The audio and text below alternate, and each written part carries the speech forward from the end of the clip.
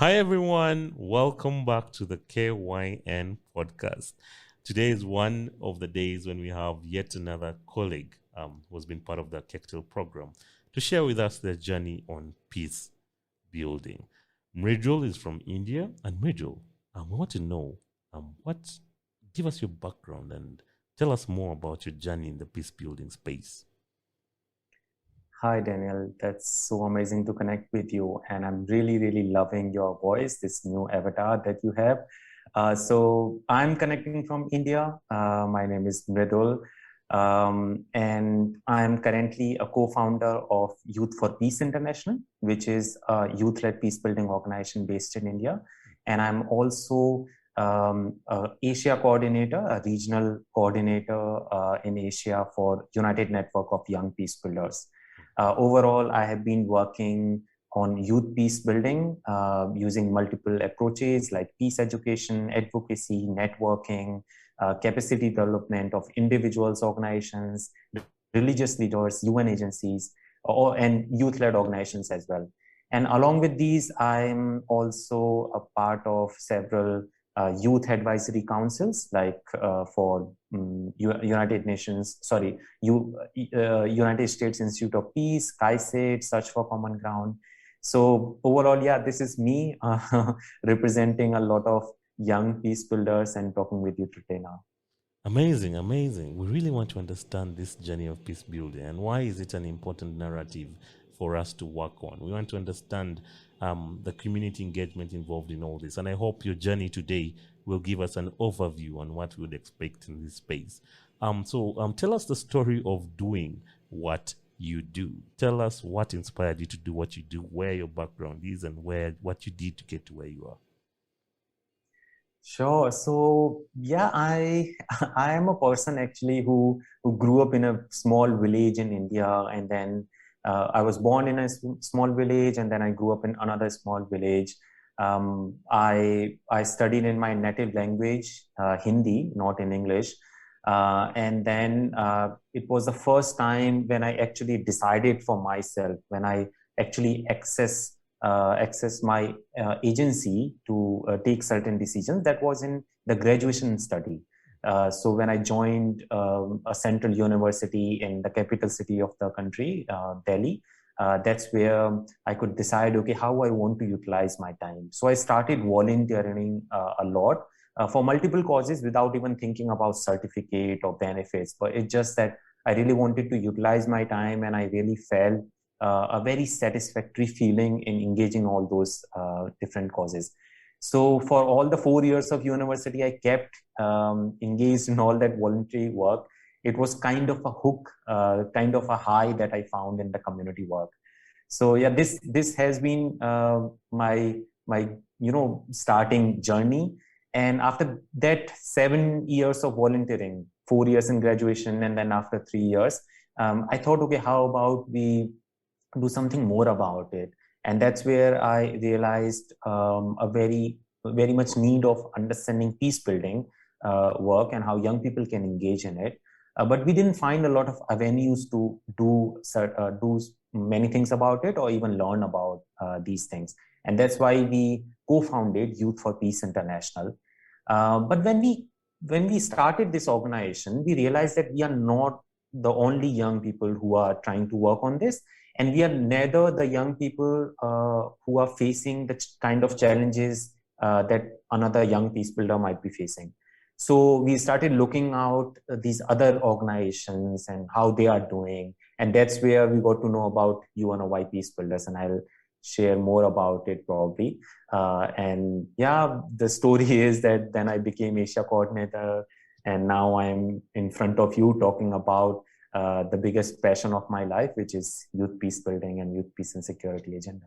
Yeah, you mentioned a lot about voluntarism. Many young people are looking for ways of winning it big, winning it fast, getting the biggest check, getting rich fast, such kind of quick wins, So how long did you volunteer and what was it like and what was the inspiration between volunteering? Because a lot of young people now have lost that drive to actually volunteer for the experience to execute. I would say this is my 13th year of volunteering. I'm still dedicating, you can say, around more than 60% of my time in volunteering. Just before that, the session I was taking with some of the friends in Sri Lanka, that was completely voluntary, and I keep engaging in these spaces. I think volunteering, it was volunteering which started back in graduation, and it is still a part of my life. I was a full-time volunteer for more than 3 years, but along with my job, I'm continuing it for now around 13 years. So I would say my journey to success hasn't been very straightforward. I would not use it as an example, probably to encourage people to do or to follow the same kind of path, but definitely volunteering is very important. And not just important to offer, but it is also important to learn. Beyond engaging, like beyond doing something in the community, I think volunteering makes you the person that you can actually be, to reach your fullest potential. So definitely we need to encourage more people to not leave it aside and just be very persistent towards getting the first paycheck. But of course, if they are interested in, there is no harm, and I will talk more about it. How talking about volunteerism is not all romanticized. There are other factors as well, so we will talk more about it. But yeah, I would definitely encourage. From my journey, I think people can see that there is a lot of lot of value in thinking long term and going slowly. And not sure, but in India, we talk about bamboo tree. So bamboo tree, when you see the seeds, when you sow the seeds, actually it doesn't grow in first few years. But then after that, when it grows, it just grows very fast and very thin and like very straight and very high. So that's what it is. When you really invest in something, you nurture yourself, you nurture your values. And I think volunteering does that very well. So once that happens, your journey is really, really set, and you are going to, jump really high, and you're going to achieve really well. All right. Based on that voluntary experience, you've mentioned that there's some work you're doing with UNOY. We would like to know, what is UNOY in full, and what are the initiatives around UNOY? Sure. So UNOY is that stands for United Network of Young Peacebuilders. So, like I mentioned about my organization, Youth for Peace International, there are many others youth-led peace-building organizations.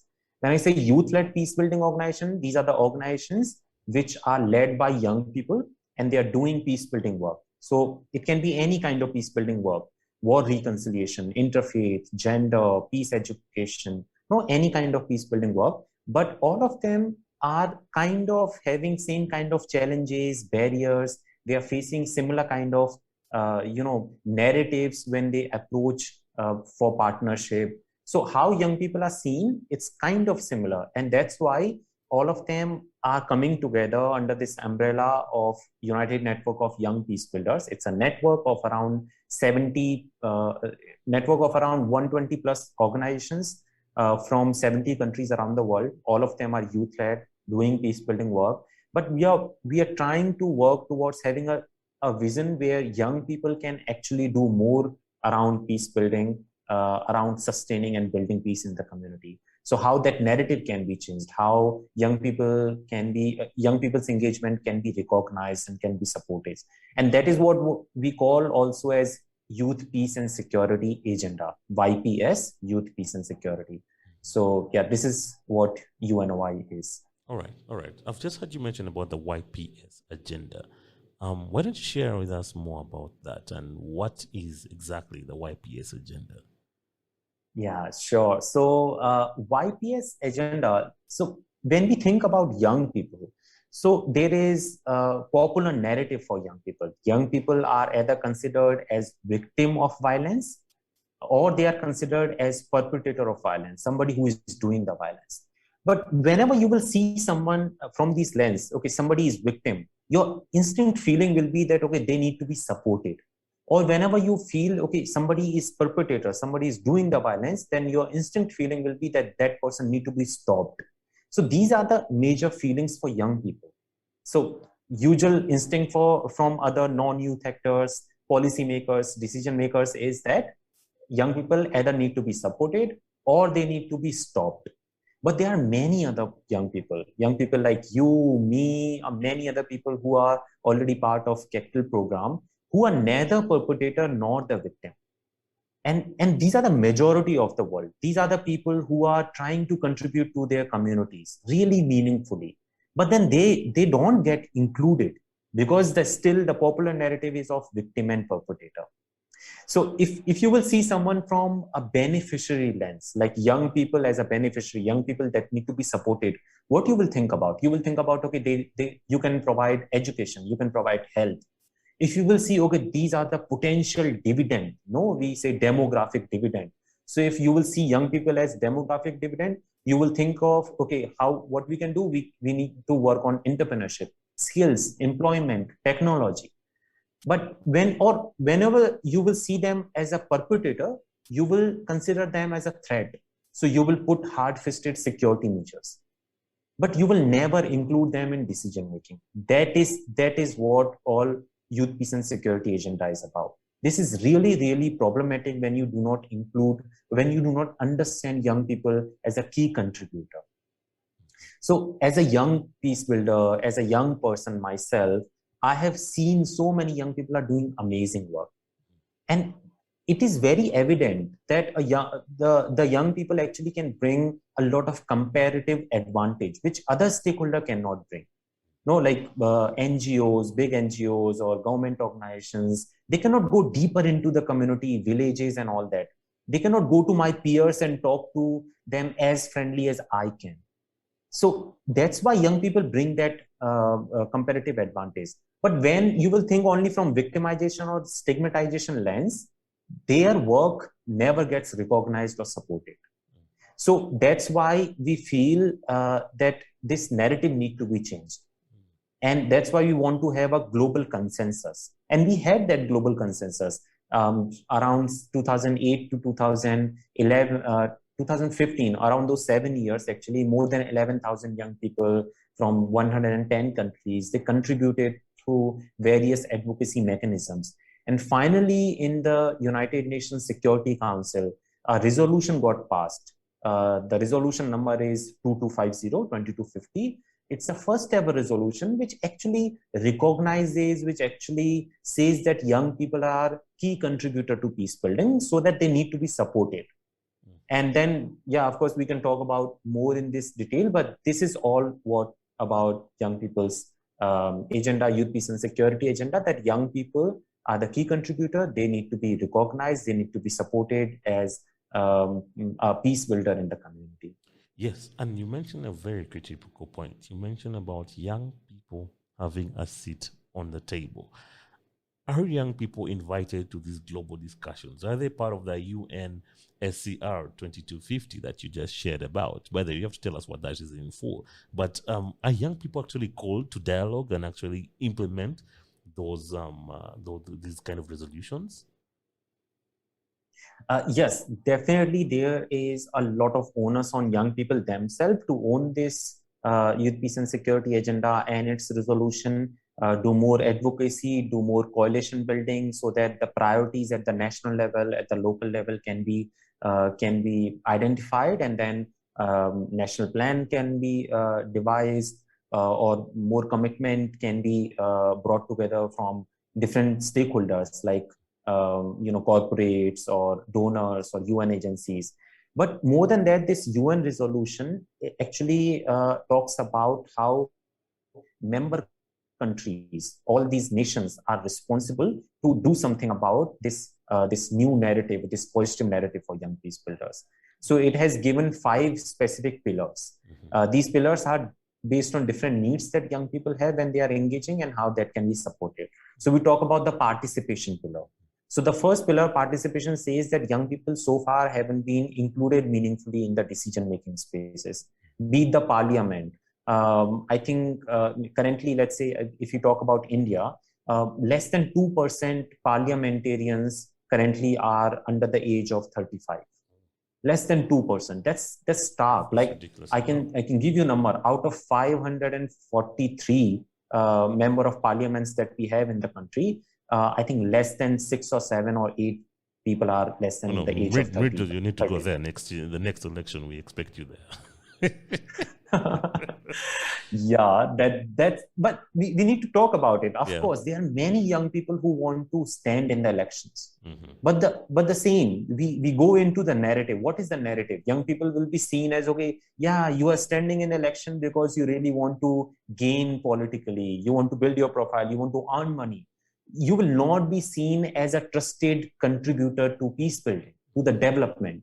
So this is the discrimination because of ageism that we see. So we are talking about the same narrative, no? So participation is an issue, not at the highest level, but even in the community level, even at a village level. Like, are young people included in the decision maker? Even in a family level, or even in a society level, are young people given chances to speak their mind and make their own decisions?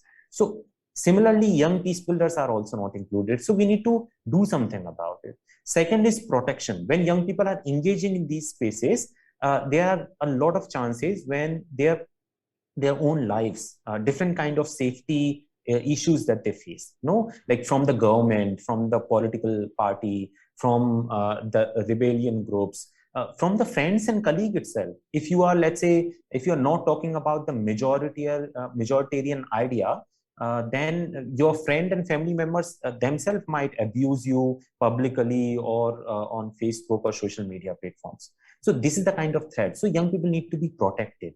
Then comes the prevention part, that instead of these escalation becoming violent, we need to work on the prevention part. For that, we might need peace education. We might need more dialogues, intergenerational dialogue, intercultural understanding, interreligious dialogue, all of that. Then comes the partnership part, that young people themselves are an important stakeholder to partner with. It's not that, okay, one ministry is saying they want to implement something and they are just handing it over to another ministry to implement. How about young people themselves are able to implement? Then also, when all of us are trying to work on the same page, be it the civil society organizations, UN, or the government itself, then how about they partner themselves? So that kind of partnership. And last is when people are already engaged, some of the young people who are already engaged in these violent spaces, and how they can be reintegrated, they can be disengaged from those spaces and then reintegrated in the society. So those needs. So this has been the entire idea of this resolution. It also talks about the age group, like it considered 18 to 29 years old as the young people. There have been other resolution as well on youth, peace and security, 2 other as well. And then there has been a big report on like a very independent report, which is called Missing Peace Report. This report is actually very, very crucial because this report was the first time when, let's say, more than 4,230 young people from around 150 countries over a period of 2 years were consulted in several local, national, regional, online consultations. And then came really amazing findings. Like I share some of the findings about the reality, and I will go back to the same point where we were talking about volunteerism. So there was this finding of youth-led peace-building organizations. There was a survey of around 399 youth-led peace-building organizations. And we got to know that 97% of their staff is a volunteer. 97% of their staff. So you want young people to achieve so many things, young peace builder to achieve so many things, but they are engaged only as a volunteer. Like which volunteer can sustain over a long period without earning money? Are young people not have any financial responsibilities? Are they not need to take care of their families, their children's, or anyone? Like young people are 18 to 29, right? Like they might be unmarried, well, let's say until 21, 22, 25 or any time, but sometimes many of these young people get those responsibilities. So 97% becoming a volunteer, that's huge. Second thing is that young people, like 49% of youth-led peace-building organizations are working with an annual budget of less than 5,000 USD. Now you translate in, yeah. you translate with in whatever you convert it into whatever country you are Currency, coming yeah. from.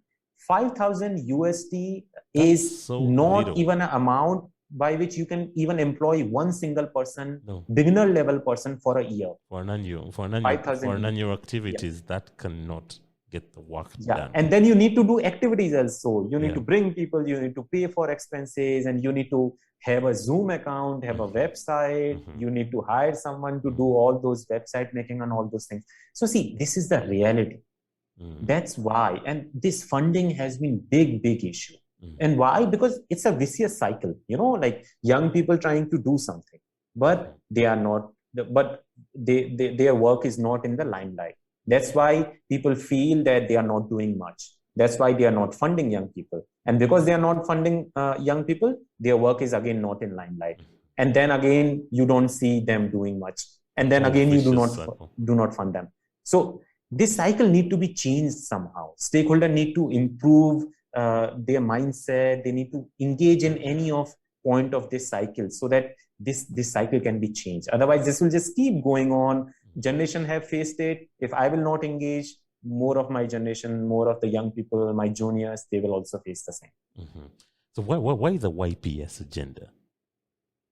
So YPS agenda actually is very important because we need to see that there is still ageism. No, young people are not trusted with the responsibility. They are not trusted with the fund.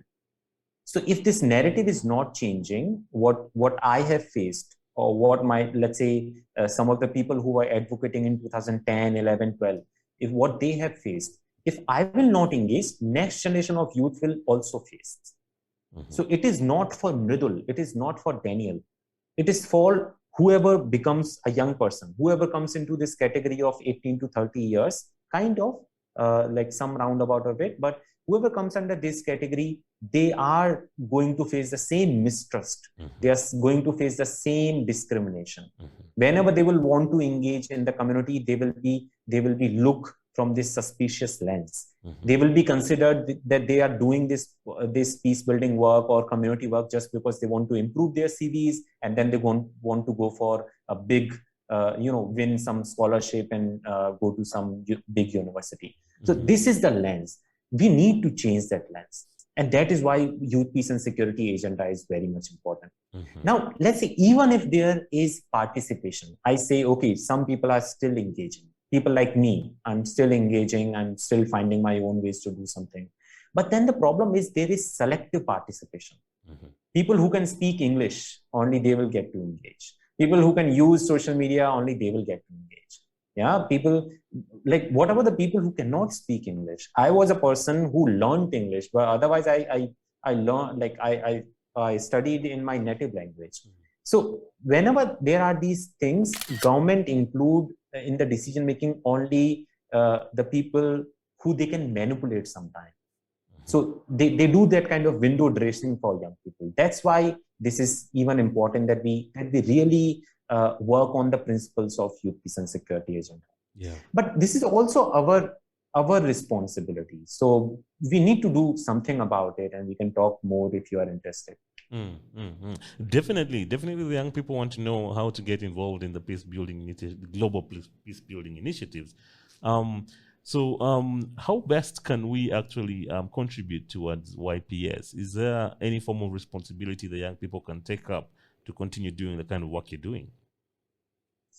I think there are different level of work that you can do. And that's why I'm giving different levels, because according to one's capacity, capability, time, resources, one can engage. So first thing is that we need to understand, we need to learn about it, that, okay, this is something which exists, like how racism is, ageism is also there, and how this mistrust is there. We need to understand this first. And then we need to make everyone aware. And for that, we can do campaigning, write blog, articles, newspaper columns. We need to do our own research. We need to speak about it. And I think the podcast that you are preparing, I think more of these podcasts need to be prepared so that more people can know about it. That's the basic first thing that need to be done. Second thing is actually the policy advocacy. Like we need to engage with systems. Like I mentioned, whatever we are doing on ground, if we are not engaging with those systems and institutions, things will not change. So probably what we can do, we can at the local level, state level, or the country level, we can bring different stakeholders who are interested in this, who are youth led, who are already working. We can bring multi-generational stakeholders as well, and we can create a coalition or network where we can discuss about, okay, what are the different priorities, how they can generate different evidences. There is very big issue, and you might resonate with it, that you will see that there are a lot of youth issues which are being discussed, but you will never find a lot of youth researcher talking about youth issues. Oh no. A lot of Right? issues, but being discussed and published by non-youth. True. Oh That my. is the issue. Oh Right? my. So this is the issue. If it is about young people, if young people need to express, they might not be able to express really well with a non-youth person. Right? We tend to speak more, heart to heart when I'm talking to same age person, my peer, but it doesn't happen in that case. At the same time, it's not that local people are talking about local issues. It's like somebody else who has been well taught and trying to understand the local issues and talking about it. So these evidences are not that clear. These researches are not that coming from youth perspective, and that's why we need to build capacity of young people who can generate their own evidences. They can do the participatory action research in their community, who can listen and learn from their peers. So that kind of spaces. So that is required. And the last part, the third point that I want young people, if they want to do, is that they need to keep doing the community work. That is very important. So if I'm only doing the awareness raising, or if I'm already doing the policy advocacy kind of work, but if I'm not doing anything in the community, I do not have a base to speak from. No, I do not have a legitimacy to say that I'm really a young peace builder who is doing this work, and that's why I demand my country or my state, my government to make things better for young peace builder. Like if I haven't faced that, if I'm not coming from my community, there is no way I can demand for it. It becomes very superficial. So keep doing the work, and there are many phases of many ways of doing it. Okay, there is no one. I already mentioned how UNOY member organizations are doing. So you can do peace education, you can work on critical thinking, social emotional intelligence, gender rights, resilience building. You can use creative media, trauma healing, political awareness, human rights, community dialogues, negotiation and mediations. You can use sports for peace building. Like there's not like a exhausting list. There are many things that you can do only for peace building. I'm not even talking about humanitarian things, but just peace building support. Wow. So the space is huge, and a number of young people have to know and get involved as soon as yesterday. I think Mridul, having you today in this podcast is letting us know the opportunity for us to make an impact in the peace building space as young people. It's an opportunity for the KAICIID generation, for anyone listening, any young person listening to this cast, about the need and the opportunities available for the young people to actually get involved in this peace building space. Mridul, I just have a quick question. Now that, KYN is a global podcast, and you never know who in the peace building space is listening to you right now. What could be your 3 major asks as an experience, with your experience in this peace building space? Yeah, of course, I'm talking about a lot of points. So to summarize in just 3 points, it's a difficult task, but I would say, okay, first point, we need to understand, and we need to make sure that other people also understand that young people are the first responder in the community, and they are quick to adapt. These are 2 very important things that only young people can offer sometimes. So young people often operates in the spaces where government and international community cannot. And that's why young people brings a very specific comparative advantage to contribute to the same issues. So I'm not saying that only young people will solve everything, but I'm saying young people bring a different comparative advantage, that they are the first responder and they are quick to adapt. And that's why young people are vital partners. So their meaningful engagement at all level of decision making is important. That's the first thing. We need to make everyone know about it, everyone agree on this. That's the basic minimum. Second thing is, whenever somebody wants to work on youth issues, then it is very important to think from a lens that youth and youth initiatives, young person and the work that young people are doing, these are very diverse. These are not same. A person coming from rural India might be different from coming from urban India, or living, or somebody who has studied in a local language might be different from somebody who has studied in a foreign university in English. So, and then there are initiatives as well. We need to understand, and these are not homogeneous, heterogeneous people. Like we have different understanding. Like no two brothers or no two sisters are even same. So how can we assume that all the young people, currently the world has more than 1.8 billion young people. How we can assume that all of them are just doing one kind of thing, or they are just into one kind of, they think alike. So we need to think about it, be it the gender, we not to just need to think from the binary, let's say, okay, male and female, but LGBTQI community as well. So we need to think from this lens. So when you will think from this will make you, think of the flexibility in your approaches. You will not think from one single space. You will try to include more people. You will try to create more spaces for marginalized people to be involved. You will try to go last mile, to the community and try to support their people as well. So that's how it is important. So not just think from like who can speak English, or who is available on social media, or who can engage in voluntary capacity. Young people are different, their initiatives are different, and their needs are different. That is the second point.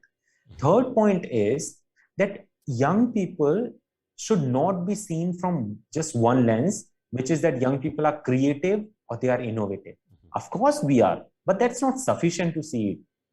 Like we also have a very important social political agency.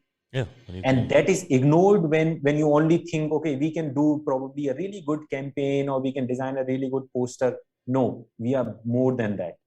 We want to access that social political agency. So it is important to protect that right. It is important to ensure the safety for young people when they want to engage in those civic and political spaces as well. So these are my 3 R's. Amazing. Those 3 R's are high impact, right? And it all has contribution from both stakeholder and policy level, and as well as we as young people being proactive in the peace building space and getting more involved. With your experience, I think we've had quite a bit of nuggets from you in this space of peace building.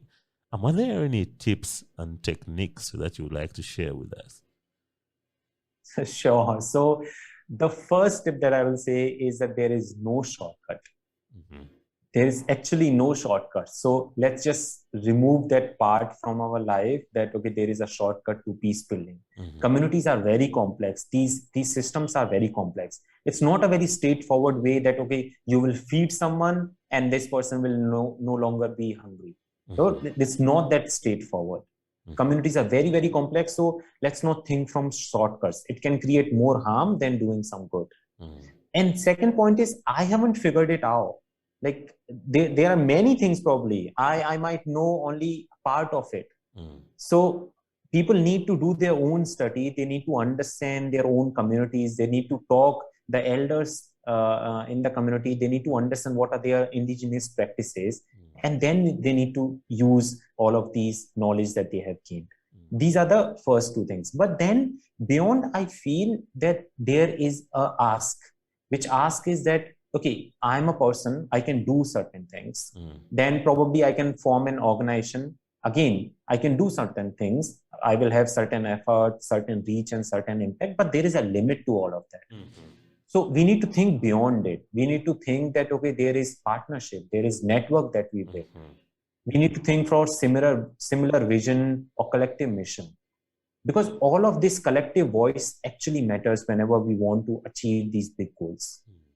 Now, more than that, what we need to do is having consistency in our approaches. We cannot, just do one thing here and there. It cannot be a sine curve going up and down anytime. It need to be consistent. It need to be having a long-term vision. And for that, we need very much value-based leadership. If we really feel that, okay, this is what I need to do, if I really stand for equality, if I really stand for justice, if I really stand for compassion, then that kind of things need to, I should personify that idea, and I should live with that value. That is very much important in leadership. I would not like to see a leader who says something and does something. So that's very much important, that you are very much deeper into it. And the last part is same. That's the conclusion of all what I'm saying, is that whatever work you are doing, if you will not engage in the systems and institutions around it, the things are not going to improve. So be engaged in this, be aware of those systems and institutions that make situation works, and try to engage in it for yourself, for your community, and for the more people that will follow us. Wow. Amazing. Amazing. Mridul, I've learned so much from you about the peace building space. There's so much. It's quite broad actually, but you've narrowed down that we have to find the niches, young people, and get involved and become aware, influence policy as much as possible, and being proactive in that space. So this is amazing. I think you've given us, you've just taken us through what we really needed to know about the peace building space, and the contribution you're making in this space is immense.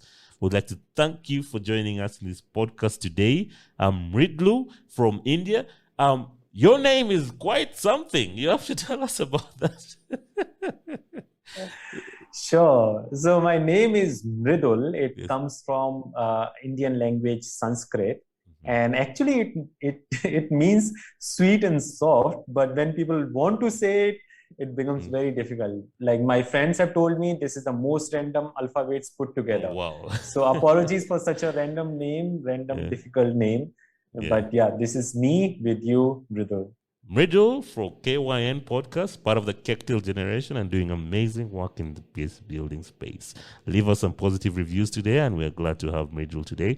We are excited to get going with the cast. Keep tuning in, and we look forward to the next cast. Thank you very much, and bye.